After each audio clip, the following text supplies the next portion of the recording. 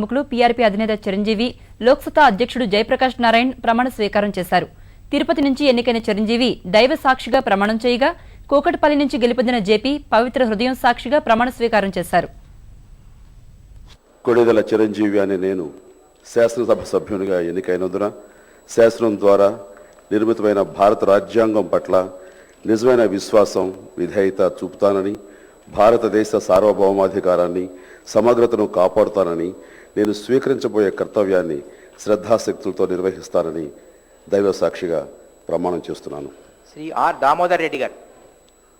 ఆంధ్రప్రదేశ్ శాసనసభ సభ్యునైన నేను కొణిదెల చిరంజీవి అనే నేను సభా నియమాలకు కట్టుబడి ఉంటానని, వాటిని అనుసరిస్తానని, సభా మర్యాదను పాటిస్తానని, సంప్రదాయాలను గౌరవిస్తానని దైవ సాక్షిగా ప్రమాణం చేస్తున్నాను.